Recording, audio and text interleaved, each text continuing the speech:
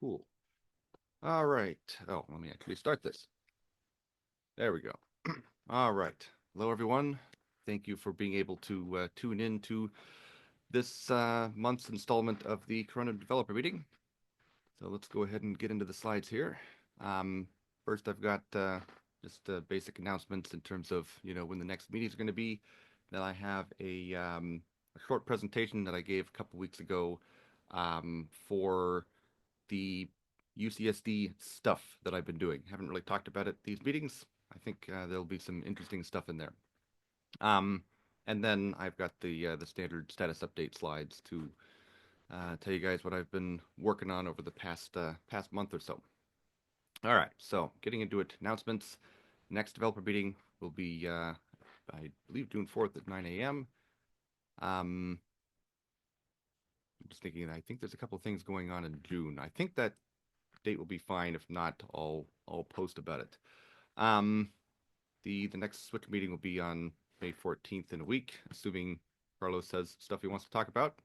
I don't know. We've been Yeah, doing for the some paper moment, related we're stuff, pretty. so Yeah, we'll see. That may or may not happen. If we have interesting stuff to that's talk right. about, it'll That's happen. right. So, um, but yeah. And then we got the dates for the rest of them. Hopefully, we won't have to make any adjustments, but yeah.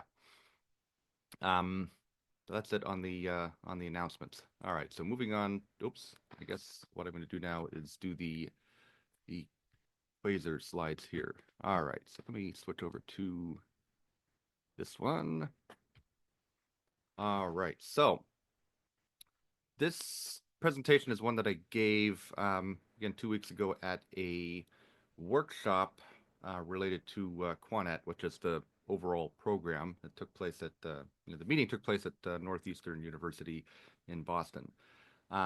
So this Quanet program is it's a DARPA program, and it's basically looking to bring some kind of a quantum advantage or quantum augmentation to a classical data communications system. So we're not talking about quantum computers exchanging qubits, and we're not talking about traditional quantum augmentation like quantum key exchange, right, or quantum key distribution.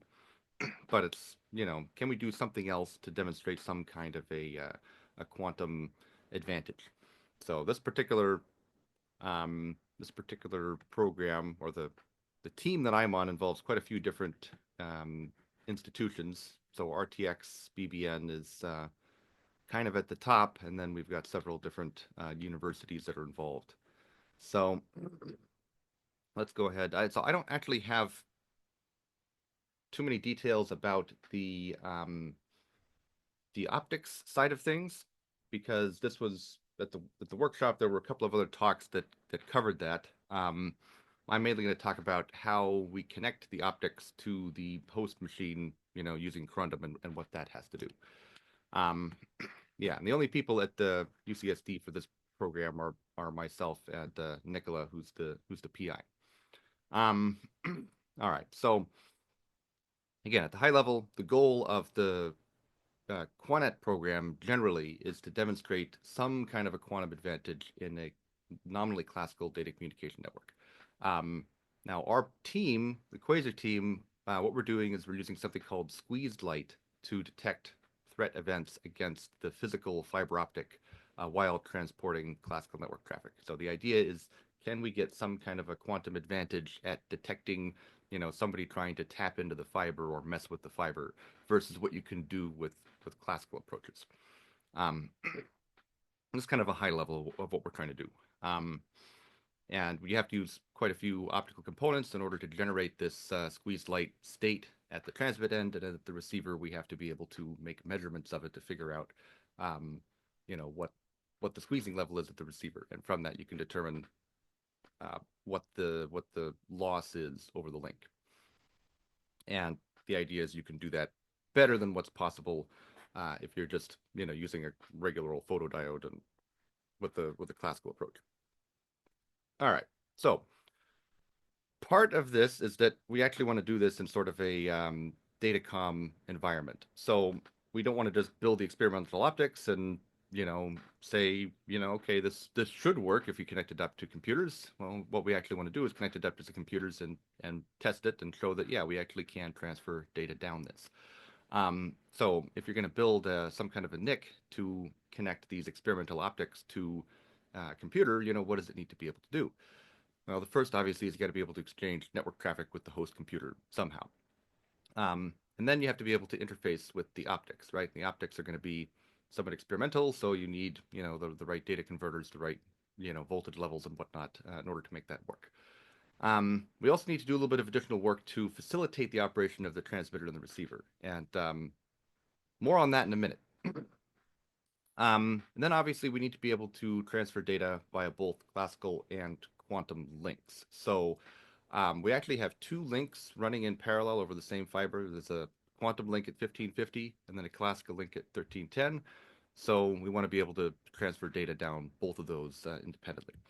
Um, and then we need to be able to collect information about what's going on in order to perform measurements to detect and classify these threat events against the fiber. So that's kind of the high level requirements of what this thing needs to do. So, all right, how do we actually build that? Well, for the classical side, we're using Corundum, and this basically provides all the classical capabilities. It's got the PCI Express interface to the host, a device driver where we can have multiple network interfaces, and then it provides the classical side of the link, right? It interfaces with the optical transceiver for the 1310 nanometer link. And that just shows up as a normal network device. And then the quantum link, obviously, we have to do a little bit of additional work on the FPGA, but we can exchange data with the Corundum stack, and that will hand it off to the host stack appropriately. So effectively, this thing will just show up as two network devices, one of them for the classical interface, one of them for the quantum squeezed light interface. Um, and then software can determine what it wants to send down each link and handle things at a high level. So this ends up being a major time saver by providing all this baseline capability. All right, so for the actual hardware, we're using this board called the Solar Express SE120. It's made by Sundance DSP, and it has a carrier board on top, an FMC board that has the high-speed data converters. All right, so what do we have on here? Well, we got the FPGA, a Zinc MPSoC in the middle. We have some DRAM next to that where we can store samples and things like that. We have a PCI Express interface to the host. And this whole thing could just be slotted into a server. So we exchange the classical network traffic with the host over PCI Express. Then there's a connection here for timing, which in our current setup is not used, but there are some applications for it in kind of subsequent revisions where we're trying to add some additional capability. There's a classical link here with an SFP Plus module. So this is just a standard off-the-shelf 10 gigabit Ethernet connection. And this is used for the classical side of the link. And then for the quantum squeeze light link, we have analog I/O here that interfaces with several ADCs and DACs on this carrier board. So there's two 1 gigasample per second 16-bit 2-channel ADCs, so 4 channels of ADCs, and then there's a 4-channel 16-bit 1 gigasample per second DAC. It's a PLL that provides the 1 gigahertz clocks to everything, and then there's JES links that connect the data converters to the FPGA. So I guess it's 4 lanes per ADC and then 8 lanes for the DAC. So, there's a fair amount of interface that needs to take place on the FPGA to talk to these things. And then just for those curious, the way this shows up on the FPGA is each data converter channel shows up as a 250 megahertz link that's 64 bits wide. So you get 4 samples per clock cycle at 250 megahertz. So that does complicate the data processing a bit if you have to deal with 4 samples at the same time. For the time being, we're not really doing anything particularly complicated, but long term, we're going to have to implement some DSP on the FPGA to extract some information from the incoming analog samples. And yeah, having to deal with it four at the same time per clock does complicate things a bit. All right, so moving on to how does this thing connect to the experimental optics? So this is the breadboard that we used at the integration event earlier this year. And this thing basically contains both the transmitter and the receiver on one breadboard. So I'm not going to go through all the optics here. Um, at the meeting a couple weeks ago, there were a couple other presentations that touched on the optics and how it works a little bit. Um, I don't have those slides at the moment, so yeah, I can't really go into too much detail.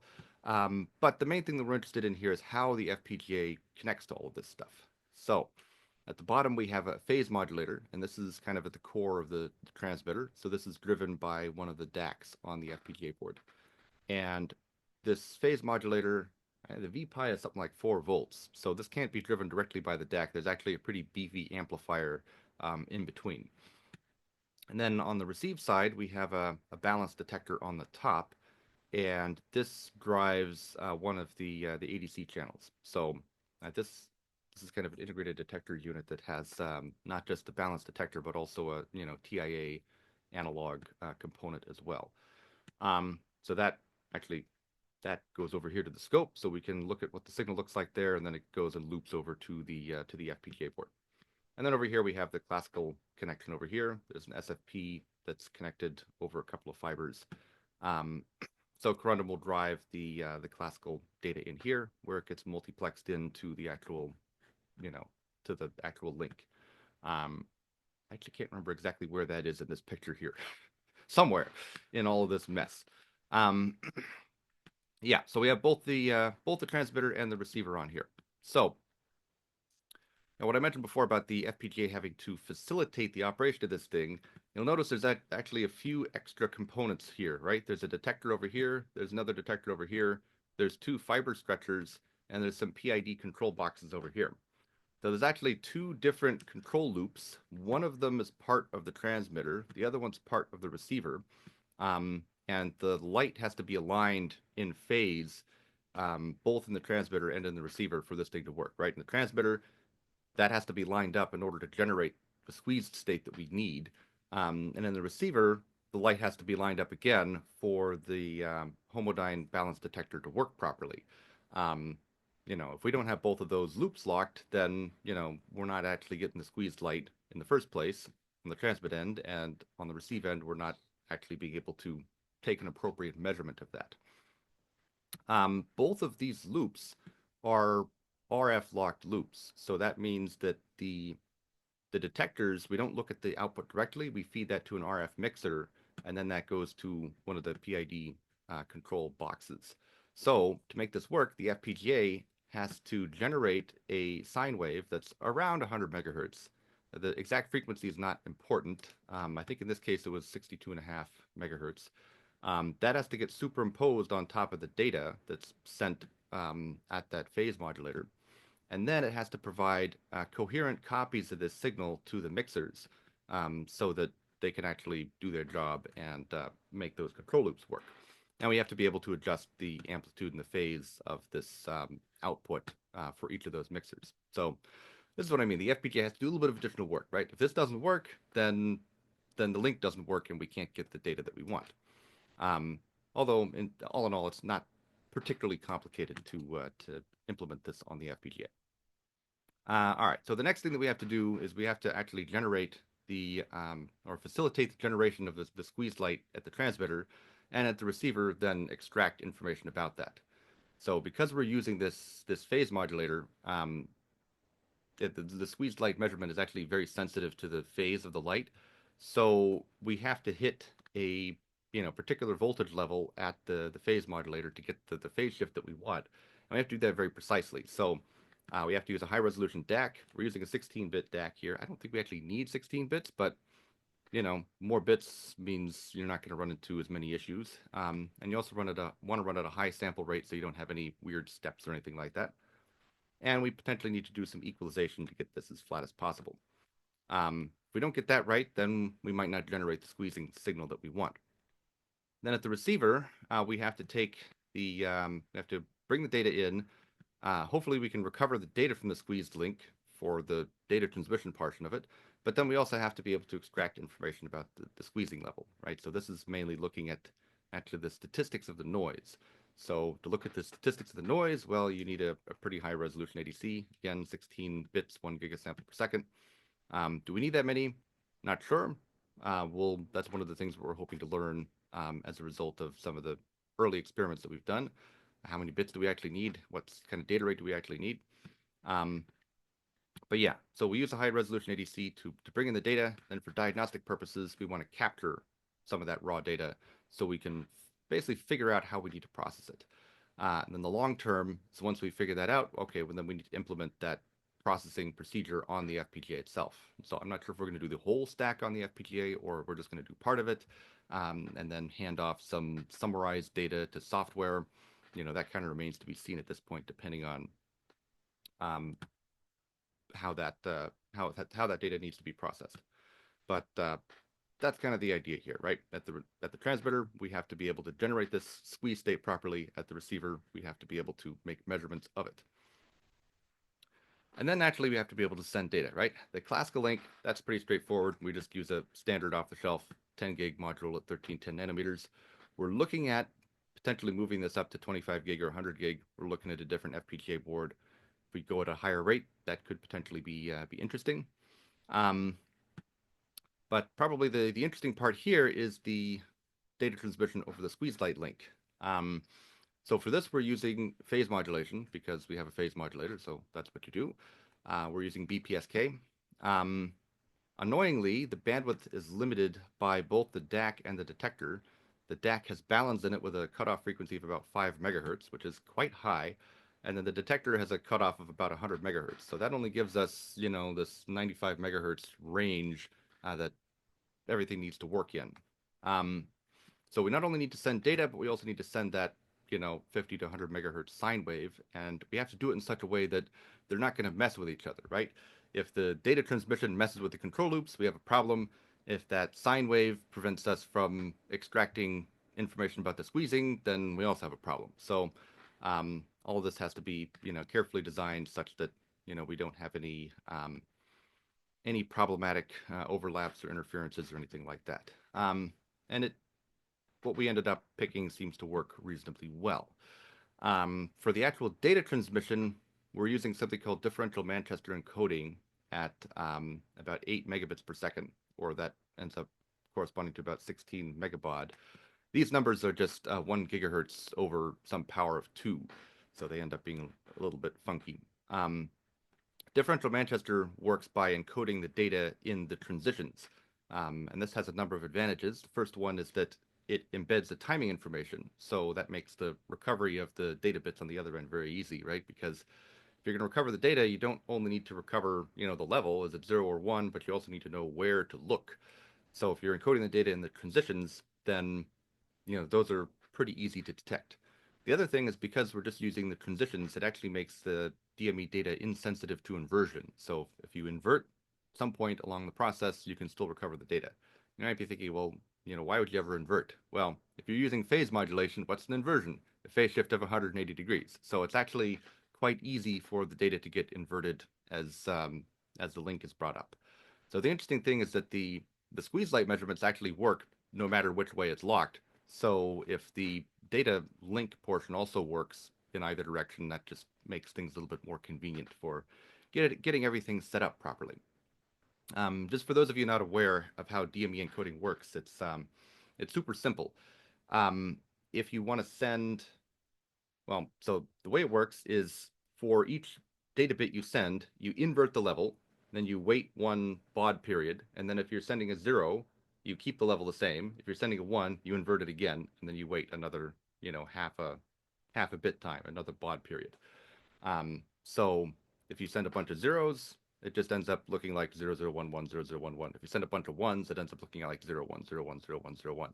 So that means that the DME has a maximum run length of 2 bits, which is great when you have your a lower cutoff frequency of 5 megahertz, because that results in the signal quite quickly running off towards 0. So if you're only holding it at one level for 2-bit times, it can't go very far before you flip it over and then it starts going in the other direction. So that definitely ends up helping out with the equalization and whatnot and getting things as flat as possible. Because like I said, that's very important for getting the correct squeezing level. Um, yeah, and then again, it's very easy to decode this. You just wait until you see a transition, then you check to see is it high or is it low.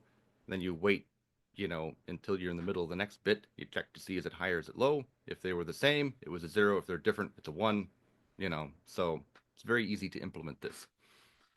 And yeah, we basically didn't have any problems with the DME link in the setup, which was good because you want to spend your time debugging the optics and stuff. You don't want to spend time debugging the data communication. Um, let's see. And then one other thing that we've implemented on here is time sync and delay measurement on the classical link. So this is using effectively White Rabbit, except without all the higher level stuff, just the actual phase measurement part of it and phase locking part of it.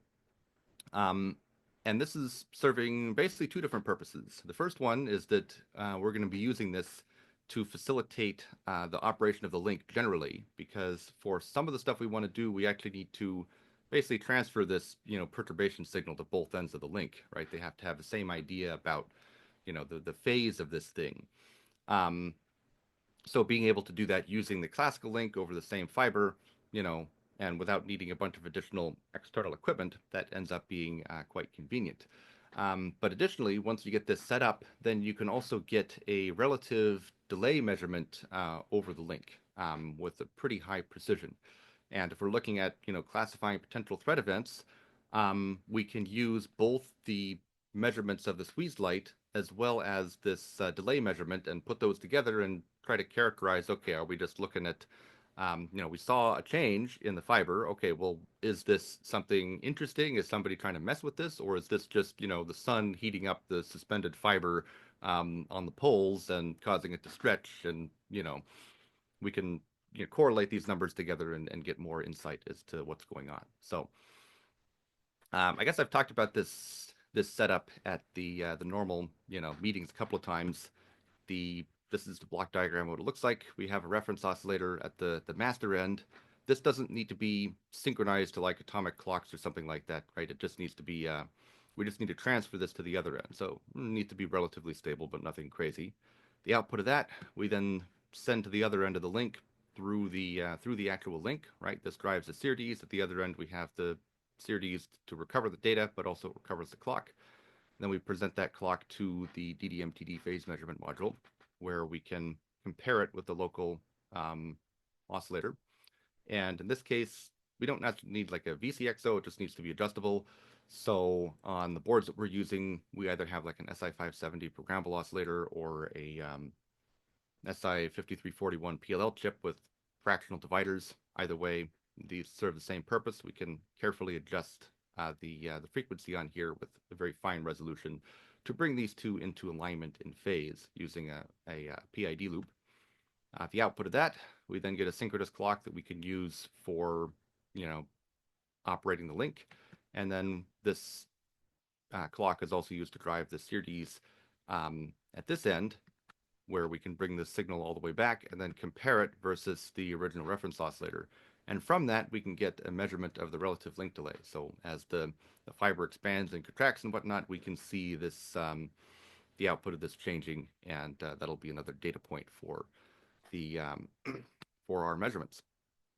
And I've been doing some testing on this. I think I've probably shown these pictures before. This is to you guys at least. I've got a setup with two Alveo U200s going through an optical delay line here, and I have a 10 gig link running between these two with this time measurement capability implemented on the FPGAs. And if we step this, 0 minus 10, 0 minus 9, 0 minus 8 picoseconds, all the way up to, 0 plus 9, 0 plus 10, we can see that it's possible to extract offsets of, only a couple of picoseconds here. So obviously you got to apply enough filtering and averaging and whatnot for this to work. But this ends up being a pretty sensitive measurement. So hopefully this will end up being effective for, both making the link work as well as providing, useful information for for monitoring the fiber. So that's all I got in terms of these slides. if anybody has any questions about this, go ahead and fire away, and then we'll get back to the status update slides. No questions. All right. Very interesting, Alex. No, Good thanks. job with all the setup and all the stuff. Yeah. Yeah, I've had to fly back east several times for integration stuff for this. It's one thing when you have the whole setup in one lab here, or if you're just doing stuff, digitally with, entirely conventional networking. But when you start getting into this experimental stuff, yeah, it can be annoying to have to fly out somewhere and plug everything in and track down weird problems. So yeah, but it's nice that things are coming together little by little. So, all Yeah, yeah. right. Cool. But did somebody else have a question? Yeah. Hi, my name's Tobias. I'm from Germany. Um, Okay. if you would go back to page 13, I have a question. You need two optical fibers in this setup. Did you thought about whether you can detect in this diagram whether Oh, which someone link is can affected? Yeah. only, yeah.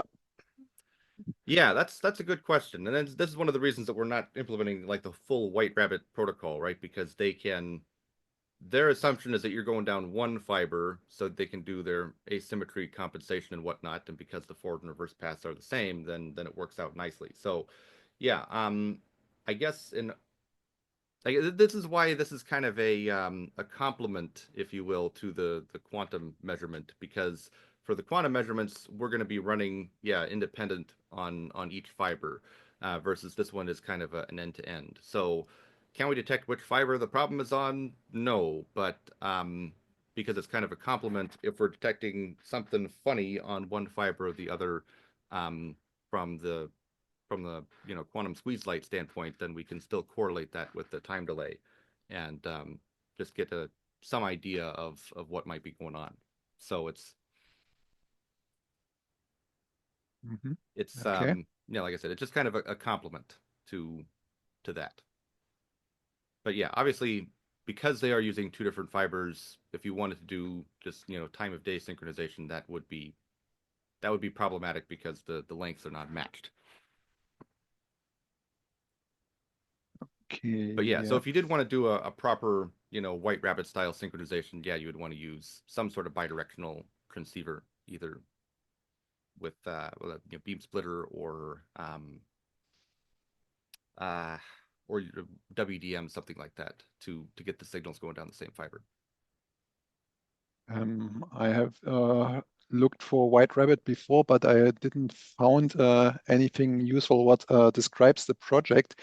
Can you paste a link to the project or the paper or whatever it is so that I Oh can yeah. So read this into it? is so White Rabbit is out of CERN. Let me see. Yeah, I've seen that presentation, but I'm not. That's funny. Apparently, there's like a TV show or something called the White Rabbit Project. Great. That's mighty helpful. All right. I'm going to post a link Uh, here. Let me see. Where did the chat go? I thought I just had it up here. You have There it made a is. presentation on the 22nd of March in the Yeah, there last we go. year. There's a link Uh, for White Rabbit. Thank you. I will look into it, and if I have any more question, I'll contact you again. Thanks. Yeah, sure. All right. So, does anyone have any other questions about this presentation, or if not, I'll go ahead and switch over to the Corundum status update slides. All right. I guess I'll go ahead and we'll get this show on the road again here. It's yeah. Let me see. Oh, okay, that went back to the start. All right. So I guess I'll blow through a lot of this and just go over the new stuff, because I just carried over most of the slides from the last time. So, yeah.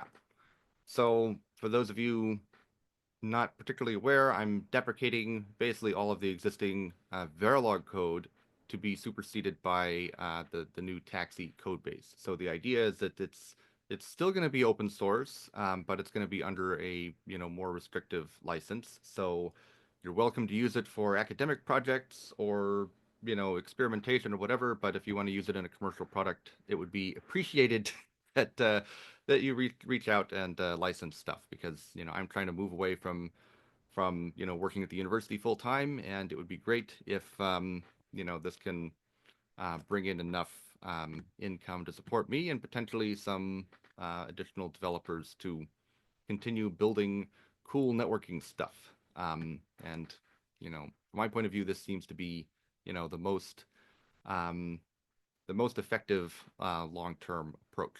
So we'll see how it pans out.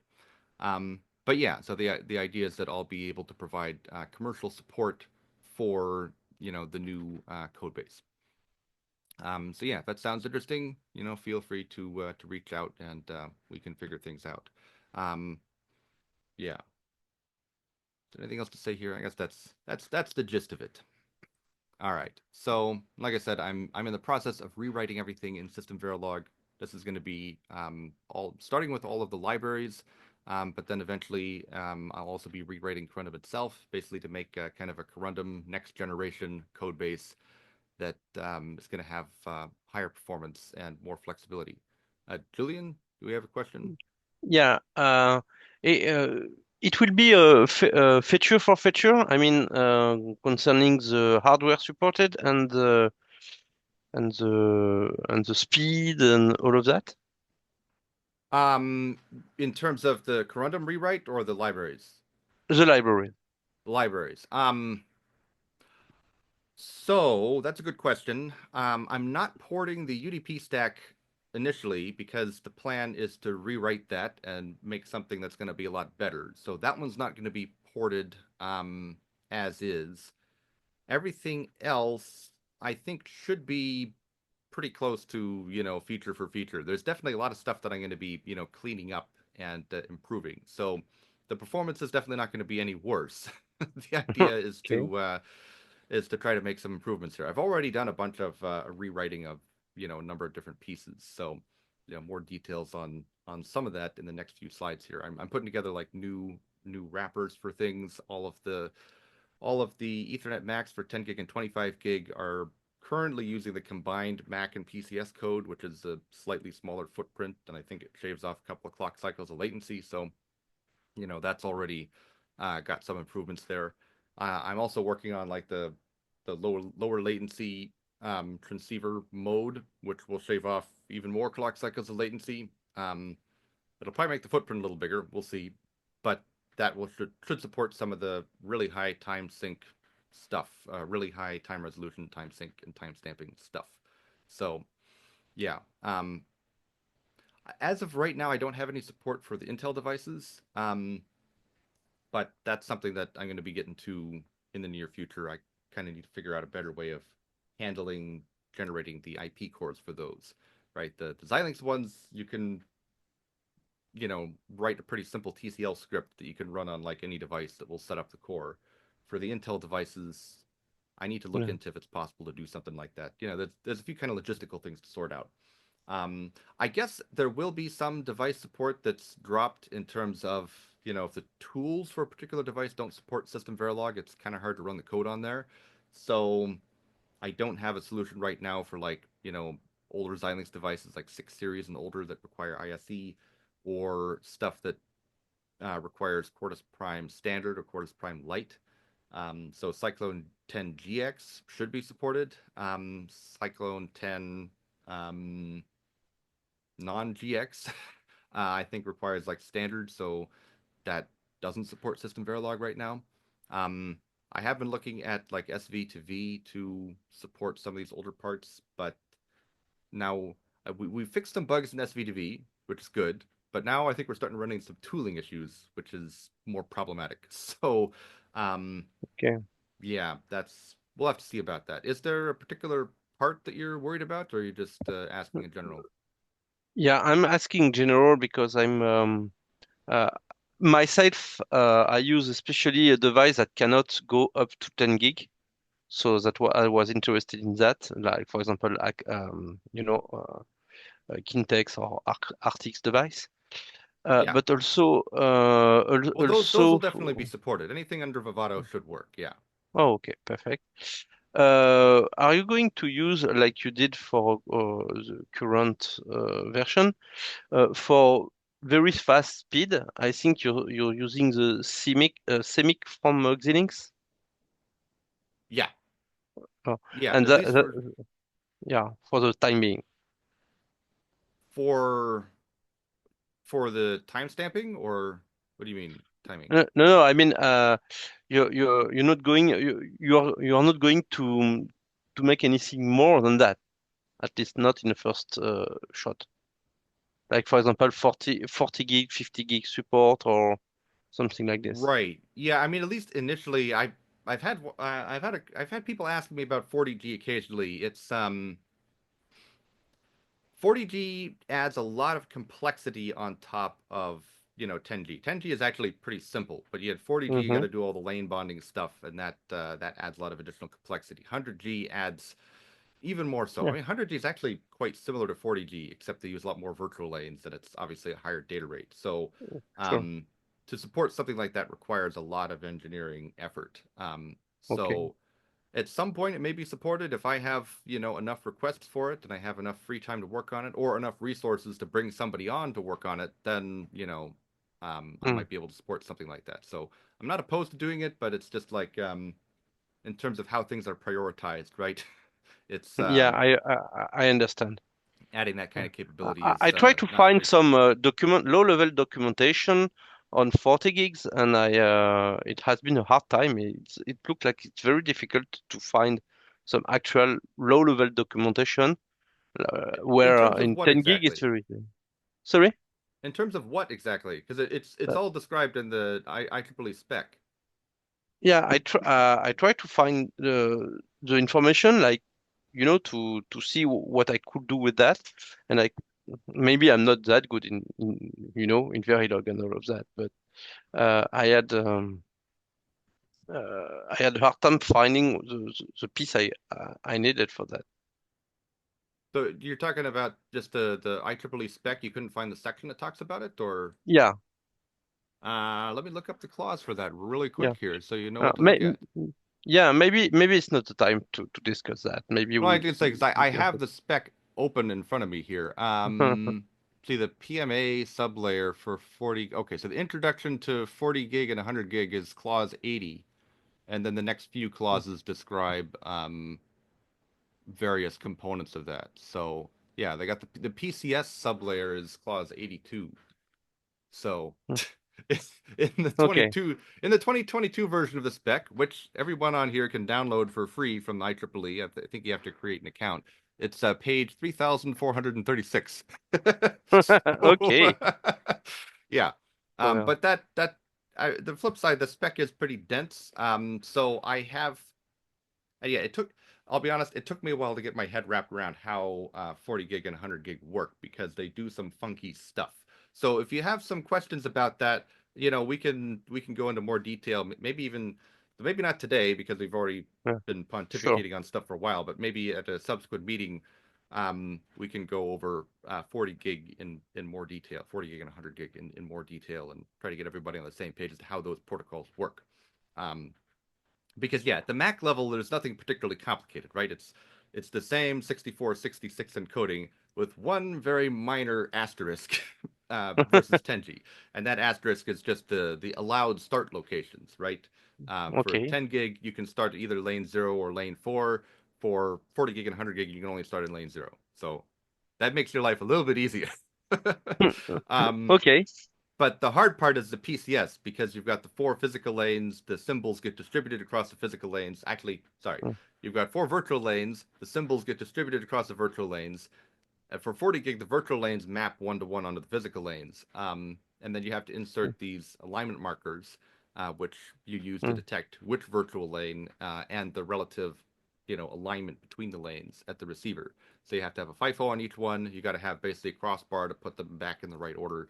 Um, and then At that point, you just receive the data.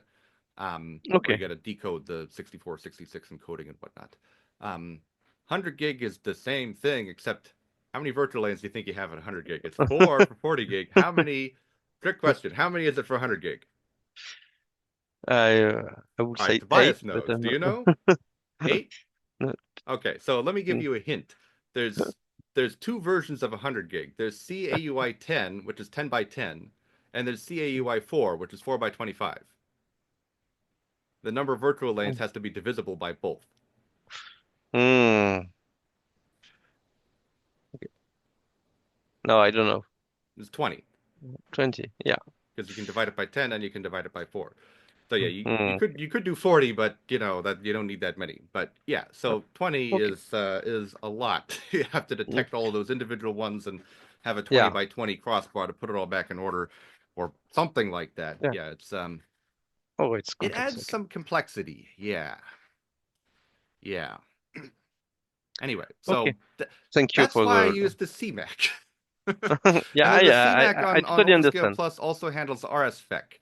And yeah, Mm. yes, that's Yeah. a tall order to implement RSFEC, especially at, 390 megahertz or whatever on an FPGA. Yeah. So while it would be nice to have a softmac for 100 gig, it's yes, that's a Mm. tall order. So yeah, 40 gig, we can certainly discuss that. But yeah, from my point of view, it's more like I think my time is probably best spent on getting a lot of the core functionality working, getting the driver, Sure. updated, all of that sort of stuff. Because it's yeah, and then from the Macs, it's more like my interest is more kind of on the time synchronization side. So, we can get that working at 10 gig, we can get stuff well, and also Yeah. just trying to switch between different link rates because that ends up being quite convenient. So, if you can Mm. take one port and switch it between 100 gig, 25 gig, 10 gig, 1 gig, maybe we can add 40 gig in there. We'll see. But being able to do stuff like that is, I think, quite, as I think, Great. potentially more useful in the short term, at least from my Okay. point of view. Yeah, Now, if we sure, really need absolutely. 40 gig for some reason, maybe we can find a way to get the resources together to do something like that. Yeah. We'll see. We have to talk about this at a later time. Yeah, yeah. Thank you. Yeah. All right. Yeah, sure. Thanks for the question. All right. So let me go ahead and breeze through some more of these slides here. Right. So tooling status, I guess we talked about this before. Let's switch between 10 gig and 1 gig. Tobias currently working on. Okay. Are you looking at actually switching the link rate of the transceiver or keeping it at 10 gig and doing an oversampled 1 gig? Um, yeah, that's one thing we haven't decided yet. My thought until now was that I really changed the clock frequencies. Yeah. So I I mean, so that's the have most straightforward thing. Yeah. But unfortunately, it's not always possible to do that. okay. So Yeah. So you seem to be having some experience. Okay. That's you have to, as I understand it, work or implement it in the Phi and in the Mac too. So that's the point where I would like to have a word with you sometime or to write if it's possible. yeah, sure, definitely. Yeah, so just Okay. the problem that I've run into, well, kind of theoretically because none of this has been implemented yet, but it's just like, okay, so if you wanted to support, say, 10 gig, 25 gig, and 1 gig on the same transceiver on an FPGA board, how would you go about doing that, right? So 10 gig and 25 gig obviously require two different PLL settings because you got a factor 2.5 difference. You got no divider settings that you can switch between those two. So on like an Ultrascale Plus device, you can configure one QPLL for 10 gig, the other QPLL for 25 gig. You don't have a QPLL left for 1 gig, right? You do have the Yeah. CPLLs, but some dolt decided to save like half a nanometer of die area and didn't put in enough divider settings. So they only work if the external reference clock is a very specific frequency. Like if it's 156, it works, but if it's 161, you can't generate 1.25 gigs with the CPLL. You just can't do it. So there's a bunch Okay. of FPGA boards where you literally cannot use the CPLLs for 1 gig because they don't have enough divider settings. But I don't understand why they're designed that way, but it is what it is. So that means that, if you want to do 25 gig, 10 gig, and 1 gig, you have to have some other way to get to that, 1 gig link rate. And it's Did I understand you correctly that if my FPGA board I use for development the Alveo U45N, which has 161 megahertz reference clock, that I can't generate the required 125 megahertz or the 1.25 gigahertz yeah, you can't required use the for 1 gigahertz. CPLL. You could use a QPLL, but you can't use the CPLL Okay, for okay, 1 gig. yeah. Yeah. So that's one of the boards where you can't do that. Other boards you can, like you take a VCU 118, for example, or like the Alveo U200, right, that has the 156, then you could do that. But in general, there's quite a few boards that don't run at 156, or I don't think there's any boards that run at 312 and a half. I think you can do it at 312 and a half, but 161 or 322, a bunch of boards that are configured that way doesn't work, which is annoying. Because yeah, that was my first idea. It's like, oh hey, CPLL done. Oh wait, that doesn't work. The Intel FPGAs tend to have more PLLs. So with the Intel boards, you can have dedicated, 1 gig, 10 gig, and 25 gig PLLs. I think I got to double check on that. Last time I looked at it, it looked like it was doable, on like the Stratix 10 and whatnot. But yeah, on most of the, I don't know about most, but on like half the Alveo boards, yeah, the reference clock is not correct for doing 1 gig with the CPLL, which is, yeah, it's kind of a gotcha. It's kind of annoying, but what are you gonna do? So yeah, I have not tested this yet. I suspect that you can do kind of an oversampled 1 gig on a 10 gig transceiver. And that has the advantage of you don't even need to reconfigure the PLLs or the transceiver or anything. You can just start running at 1 gigabit per second. So I think there could be some significant advantages to that, but we got to check and see if this thing is actually going to work. So Which is also one point. If you want to implement an auto negotiation, then you doesn't have to switch between 1 gig and 10 gig every time you can detect whether you're receiving 1 gig signals or 10 gig signals, and you don't have to switch, which is much easier, I believe. yeah, definitely. Well, I mean, if you got to switch between, that and 25 gig, then I guess, that complicates things. But yeah, between 1 and 10, yeah, you wouldn't need to do anything necessarily. So yeah, there's potentially quite a few advantages of doing that. And then also, if you want to talk about something like White Rabbit, where you want to do this high precision phase measurement, by having fewer transceiver configurations, it potentially makes things easier, right? Because you know what the clock frequency is going to be. Um, there was one Okay. potential issue that I identified.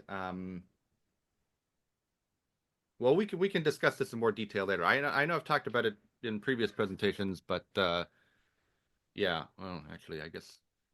Shoot, I've not been uploading stuff. I guess I need to I need to go through the backlog and get Yeah, everything up. yeah, please. Yeah. All right. Thanks I'll for the do that after the meeting for the today. information. I keep forgetting about that. Yeah. But yeah, we can certainly have a separate discussion about that. Because it would be useful to have that capability.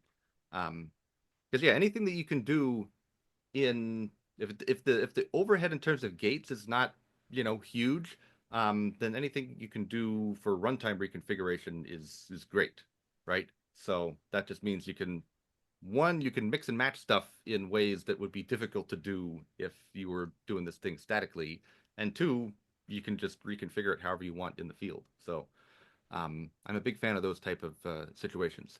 All right, one other thing that you were talking about in terms of the Mac logic. What I'm actually thinking about doing is making an adjustment to the 10 gig and 25 gig Macs to add a GMII port on there so you can use the same Mac logic for both.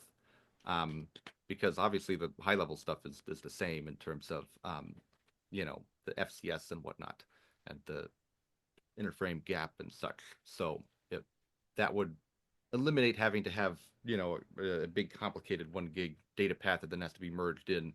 Obviously, you need the PHY layer stuff, for 1 gig. But if you can reuse the Mac logic, then that'll keep things simple. So Yeah, we can certainly discuss that in more detail offline. I yeah. believe the interpacket gap is a bit more flexible at higher line rates. I believe you can shorten it a bit by 1 or 2 code words, if I'm correctly, but you have to later put them. Right, yes. Actually, I guess I should say that the interframe gap is kind of a slightly different story because you can enforce that separately. You can have a different enforcement mechanism for the 1 gig path because you're not going to be transferring that data out every single cycle. So if you got to add a bunch of stall cycles or something or mess with that gap, it's not really a big deal. Basically, you can throw out the interframe gap that's generated by the 10 gig or 25 gig Mac and then enforce that separately and then start, outputting data again, once you've inserted the correct number of cycles. So, but yeah, Yeah. that is a good point. That aspect is a little bit different. And I guess even Thanks the for the preamble is a little information. bit different in terms of the start control character and whatnot. But the point is, I think it doesn't require much additional logic to kind of merge that in at the Mac level because, how the data at least is packed with the FCS and whatnot is the same. So, if you can just repack it appropriately, then you can recycle the same logic. It's like there's no point in having another set of logic to compute the FCS at 1 gig if you already have the logic at 10 gig. All right. So back to the slides here. Yeah, system Verilog tooling status. I guess we talked about this briefly. It doesn't build on Quartus Prime Standard and Lite, but I have done some builds on Quartus Prime Pro 23.1. Still too new to test in the hardware. All right, yeah, I got to do that too.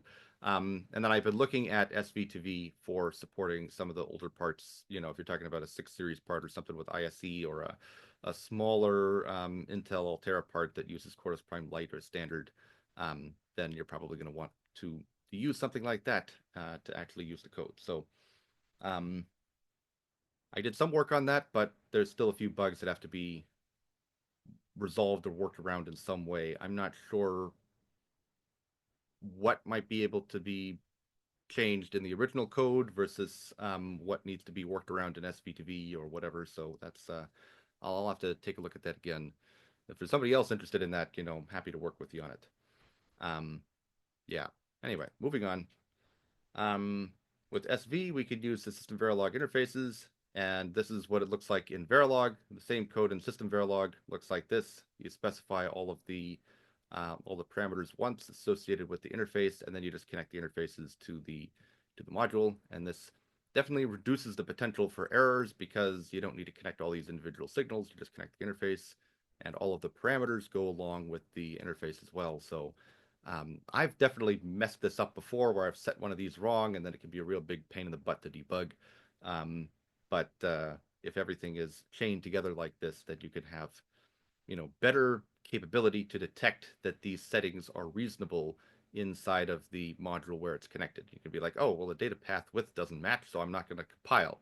As opposed to it does compile and something gets truncated, and then you get some weird behavior. It's like, oh, what the heck happened? And then it also replaces all of the concatenated ports. So you can now just have a list of interfaces, and that makes things a lot easier to work with. So yeah, obviously there are a few wrinkles here and there, but it's in general, I think, going to be a good way to save typing and make the code base easier to maintain and reduce the potential for stupid errors when you're connecting stuff together. All right, so for the porting progress, I've done most of the AXI stream stuff. I've done a couple things in the AXI portion of the library. There's a bunch of stuff there that I need to port over still. There's a number of things that needs to be cleaned up, but yeah, so that's need to get back on the ball there. The tri-mode Macs have all been ported over. The 10 gig 25 gig Macs have been ported over. A lot of the other odds and ends, I2C, UART modules, MDIO, XFCP, all of that. To do in the short term is the AXI Lite crossbars and adapters, so that stuff can be used. The DMA components for both AXI and PCIe. I'm going to port over the PCIe stuff as is. I have been thinking about doing some more deep rework of that, but it probably makes sense to try and hit the ground running with, stuff that's already more or less working before, rebuilding everything. I've also been putting together kind of a new set of synchronization primitives that then can be used in the FIFOs and some of the other components as opposed to the ad hoc synchronization I was doing before. So that'll make things easier to deal with. And then long term, I'm going to be building, like I said, a new UDP stack. Happy to discuss, if people want to use UDP, what that new stack might look like, because the previous one is basically just packing and unpacking, with some very basic implementations of ARP. But a new stack, it would be useful to have something that's a little bit more reasonable to connect to a CPU or something like that for management, and then be able to connect, potentially multiple internal clients to, and perform the proper multiplexing and whatnot. Basically, make it look a little bit more like an operating system level network stack. So, but yeah, so I said this long-term thing because I want to figure out the architecture to make sure that actually is going to be maximally usable and nicely performant. And then also do it in such a way that you might be able to add support for TCP or RDMA or something later on. All right. So example designs, I've ported over example designs for a bunch of different boards. I guess not so much ported over, but made new designs. And right now these basically just loop back the Ethernet ports. And for if there's a UART port, I'm attaching XFCP to it for monitoring and extracting statistics data, things like that. Eventually, that'll enable control over internal components. You'll be able to reconfigure the transceiver data rates and things like that. The plumbing for that's not all there yet, but I'm working on it. Eventually, I'll be adding external DRAM, AXI infrastructure components, that sort of thing. So, still a few things that are to do. Actually, I think I have the I2C init code updated. I need to take a look at that. But yeah, so that means I can probably bring up the example design on the big old high-tech global board, because that needs the clock, the PLL chips to be initialized. So yeah, coming together little by little. I also have the new Mac, Phi, and GT wrappers that I've been putting together. Let's see. So recently I added all of the integrated statistics to this, and I also moved the GT core to kind of a new Phi wrapper, which means I can also add Phi wrappers, and then use the same GT instance, GT wrapper between both of those, which should hopefully make things a little bit easier to work with if people need just to verify for some reason. There's still a bunch of to-do things here. I'm porting over some of the customized reset logic that I had to do for Corundum and such, and also the DRP interface logic, so you can talk to the transceivers and reconfigure stuff. I'm also working on a new set of I also need to do a low latency wrapper with the GT and buffer bypass. This is to support, the low latency or consistent latency time sync stuff. Got to get the Mac working, but also we'll need a new transceiver wrapper in order for that to work. I need to do similar stuff for the Intel parts, and then auto negotiation, SQMI, USXQMI, things like that. I'm also planning on implementing. QJTag, once I get that implemented, then that'll also be rolled in, so you can use QJTag to talk to the DRP interface without having to run AXI Lite or something all over the device. And then I'm also going to get, once I have the high resolution timestamping stuff, sub-nanosecond timestamping, that'll be rolled into the wrappers as well, including all of the support logic and clocking and such for that to work. So yeah, there's going to be quite a bit of work taking place here. I added a fractional MMCM module for DDMTD. I guess I talked about this more last time, so I won't go into too much detail, but DDMTD requires this offset clock with a small offset. I think right now I've been using like one part in 8192. So the question is, how do you generate that without, a bunch of external components? The MMCMs on the ultra-scale devices have a high resolution phase shifter. And basically you can, if you shift that 56 times in n VCO cycles, that'll give you an offset of, n over n plus 1, basically, or n over n minus 1. I don't know. It depends on which way you shift, I think. So I figured out a nice way of doing this, and I have a relatively configurable fractional MMCM wrapper module that I could use for generating this clock for at least as of right now, just kind of experiments with DDMTD. But the idea is that once we have enough of the infrastructure put together, this will be used for supporting White Rabbit. I need to do some more comprehensive testing just to verify the correct configuration here. And like, do we need one MMCM? Do we need two? Do we want to use a high frequency or a low frequency connection between them? Do we want to use, are there particular VCO frequencies that make more sense? Not sure. This is potentially a study that needs to be done to sort that out. I'm also thinking it might make sense to look at using delta sigma instead of this, very simple fractional approach for triggering the phase shifter, but that'll be maybe a longer term thing to sort out. I don't know if that would really change much in terms of the performance. But yeah, it was worth looking into. Let's see. The other thing that I've been working on is the statistics subsystem.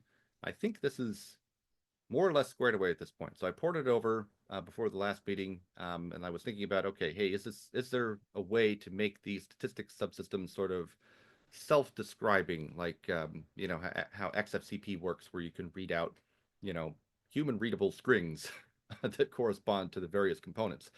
To do that for every single statistic point potentially requires a handful of LUTs. If you use something like a 6-bit encoding, then you can save a few LUTs potentially. So, if you transfer data out in a 16-bit parallel format, then potentially you can fit 8 statistic strings in 6 LUTs, which seems pretty reasonable. It seems pretty reasonable to me, honestly. So, okay, well, let's see if we can actually make that work. I ran into a very later bug related to parameter arrays, but then I realized that, well, actually using ports is better, because with a parameter array, you kind of have to define that on one line. You can't really, make it parameterizable very easily. If you want to change the number of parameters or the number of elements or the layout or something, I haven't really found a nice way of doing that. But you can do that with ports quite nicely. You can define a port array and then, have basically generate blocks that set different portions of it.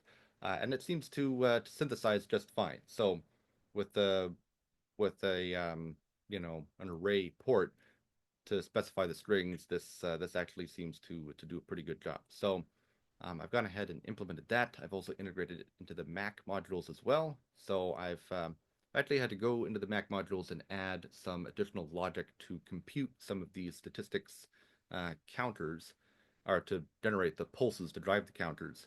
And I've also at the same time added like frame length enforcement and a couple of other things that make the Macs a little bit nicer, I think. To do, I want to add some more detailed like pause and PFC counters, but that's a long-term thing.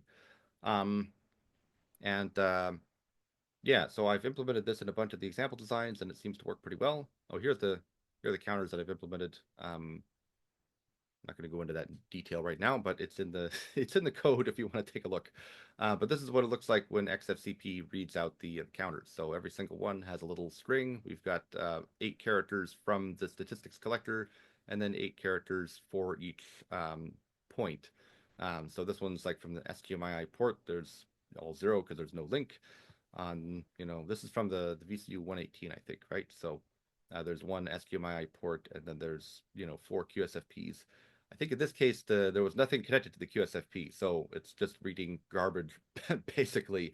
I think I need to squelch this and basically gate the counters based on the RX status signal. So if there's no link, then they just read as 0. But, that's this is a little bit rough at this point, so I'll probably come back and add that pretty soon here. But yeah, you can see that the little histogram sort of thing is working correctly in terms of picking up different size packets. And then there's nothing coming out of the transmit side because everything's got a bad FCS, so it all gets dropped. So that's a starting point, and the idea is that with XFCP in combination with this, you can just plug that in over your USB serial port and dump the statistics while the design is doing whatever it's doing. So it gives you a nice sort of design in out of band mechanism for monitoring what's going on. And potentially you can make the same stuff available over PCIe or whatever. All right, so QJTag, I think I talked about this a little bit last time around, but the idea with QJTag is to do something similar to XFCP that's more of a design-in diagnostics type thing versus XFCP is more of a you know, development sort of thing, right? So XFCP is kind of assumed to be in charge. QJTag is more like, it runs alongside your design, and you could even leverage it to provide register access and whatnot internally without much overhead, as opposed to putting in a bunch of AXI light crossbars or something. So just a little block diagram for how I'm thinking this is going to work. You might have like a top level JTAG port, either a physical port on the board or like a PCI Express capability register or something that allows you to access the full chain for debugging purposes. And maybe you can even have like a soft CPU, JTAG interface on a soft CPU here, so you can debug code on there. But then you can also have additional internal chains that even hit the same QJTAG blocks. And then this one can be connected to your, AXI Lite interconnect. And then you'll have, an address and data register here. You can write to the address and data register, and it'll trigger a QJTag operation in here to, change a GT register setting or something. And you don't need to be aware of the fact that this is QJTag in the background here. You just have a couple address and data registers, and everything works. Or over here, you might have address and data register corresponding to each one of these. That'll allow you to poke some values into DRAM or read some values out of DRAM. Again, without having to have any knowledge of the fact that we're using QJTag to make this connection. And by integrating this into the AXI crossbar, you pop down a crossbar, you connect it up to the JTAG chain, and now you can, monitor everything that's sitting behind that crossbar with, minimal additional overhead. So that's kind of the idea. It's going to take probably some time to get all of the kinks worked out of this. I think I put together like a JTAG tap so far. There's a bit of additional logic that needs to be written to make this work. But yeah, the idea with QJTAG is that you can put effectively the JTAG chain in bypass, and then put some additional bits in parallel. And when it's in bypass, it just looks like a 4-bit parallel bus, like or a 4-bit or 8-bit parallel bus, right? So like AXI stream, for example, and then we can send several bytes back to back, and you get a relatively efficient communication protocol without having a lot of additional wires. All right, so let's see. The other thing that I've been working on is the consistent transceiver latency. I have a test design on the VC118 where I put down several different configurations of the transceivers along with DDMTD and XFCP to measure the phase offsets, and then basically reset things a whole bunch and collect more phase measurements and just try to figure out what the statistics look like. And the initial measurements look like this. I measured so I guess the offset range and offset standard deviation are probably the most interesting numbers, because this is looking at the transmit minus receive. It's the overall latency going through it's not the latency going through the link. It's just the overall phase offset between the two. And this is, are these all normalized? I got to double check exactly how the computation works. But yeah, these are all normalized, right? So the range is the difference between the min and the max, and the standard deviation is the standard deviation. So if you look at just the TX side, this is kind of measuring DDMTD itself versus the range and standard deviation of the overall offset is more measuring the CDR as well. So if these are similar, then that indicates that we're maybe looking at the performance of DDMTD itself. If this one's significantly worse, then we're definitely looking at what's going on in the CDR and whatnot. There's additional noise coming from the transceiver. So one thing I do need to take a look at is the way I'm doing averaging, because these numbers seem higher versus that plot that I showed earlier. So I'm thinking I might need to do a little bit more averaging before actually collecting these measurements, because it looked like from that plot that we should be able to pull out stuff down to within a couple of picoseconds, and with a standard deviation of like 10 picoseconds, that seems too high. So I need to revisit these, but I haven't had time to do that yet. But at any rate, these are all well under a clock cycle. So I think the main goal of this thing was to determine what the most appropriate transceiver configuration was, and I think it has served its purpose. So probably the next step is actually maybe not to delve too much more deeply into this, but to actually sit down and get the transceiver to operate correctly with the Mac and the higher level stuff in the low latency mode, and actually get some of the sub-nanosecond timestamping support working so we can actually see what that looks like. And, does that work at these, various link rates properly? So that's kind of what we're looking at here. I think is that all I got for today? Yeah, that's all I got for today. So if anyone has any questions or comments, go ahead and fire away. I know there's a couple people that we want to take stuff offline, but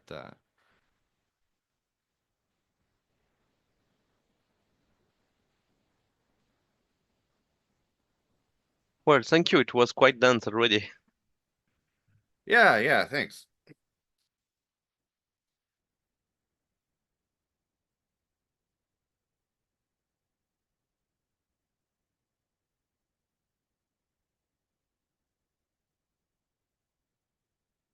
Well, I guess if nobody has any questions or comments on this thing, then I guess we can call it a day, unless we want to take a quick look at the Ethernet spec. There were some questions about 40G. Yeah, but it's already quite late in France right Yeah. now. So And you need to get an early start and enough coffee to look at the the Ethernet spec, right? yeah, All actually 7,000 pages of it. Oy, oy, oy, oy, oy. Yeah. All right. I Sounds just good. find it on the web IEEE website. So Yeah. I'm If anyone has any questions for how to download that, if you can't figure it out, ask me, because I think you basically just create an IEEE account. You don't need to pay any money. You just need to have a login, and then you go find the spec page, and you should be able to download it. I know there's a okay. program. I know there's a page for the IEEE Git program that kind of talks about. There's a bunch of specifications that have basically been, I don't know if it's like sponsored by a consortium of companies. I don't know exactly how it works, but there's certain specifications that are available for anybody to download as part of this program. I think you just go to the specification page and download it there. I don't think you need to like find the Git program page and, download it through that, but you might. So like if you can't download the spec itself, then, try to locate the Git program page and see if there's a separate link there. Okay. Because at least for the main Ethernet spec, you should be able to download that for free, at least the latest version. I don't know about all of the, subletter variants of it. I had somebody Mm. asking about, one of those a while ago, like, hey, IEEE 802.3, AY or something. I can't remember what it was. I'm like, that's a really Mm-hmm. old amendment. That's already part of the spec. Just download the spec, because you can't get all of those little drafts necessarily through the Git program, just the main spec. Um, but yeah, you should be able to get it. Okay. I will try and we'll find.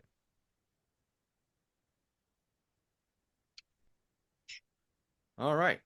Well, if no one has any questions or comments, then I guess. Oh, somebody said, as far as I'm aware, you need to have a business email. Do you? I need to double check on that. I can't remember if I had to put in a business email or if my university email was enough. Maybe you need something more than like a Gmail. I don't know. I I think all you need is an IEEE account. I'm creating one right now, Yeah. so it work. But I also have my own mail server, so it's not a Gmail one.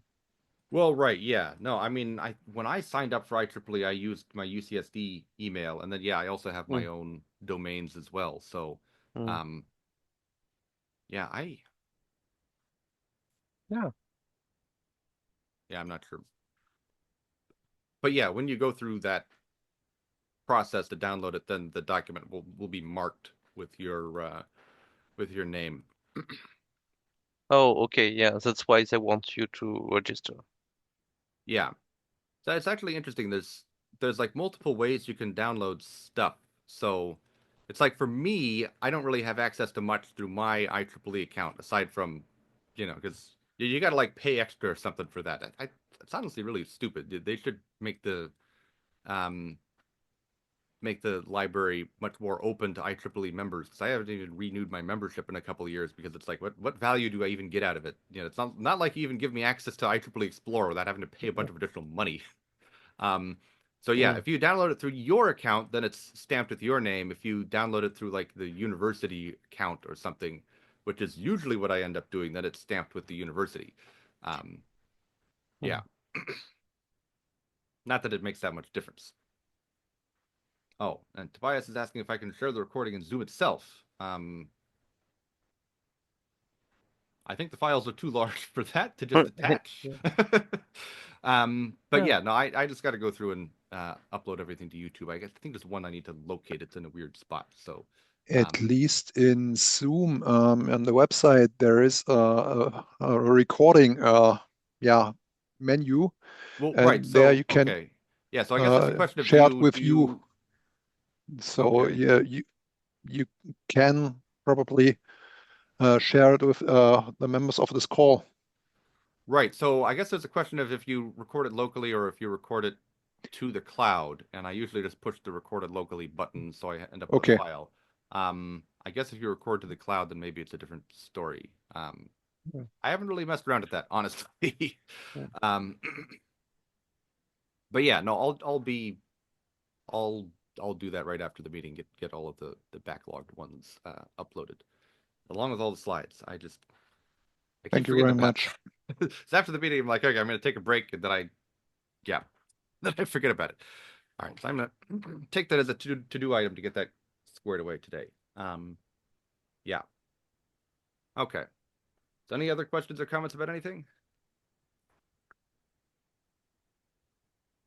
Nope. I guess not. All right. Fine, thank you. Thank you very much. Well, I guess we'll go ahead Thanks and and goodbye. clear out of here for today, and happy to talk with you guys offline on Zulip or via email or whatever. So, yeah. Thank you very much. Bye. All Thank right. you. Sounds See good. you. Talk to you guys later. Bye.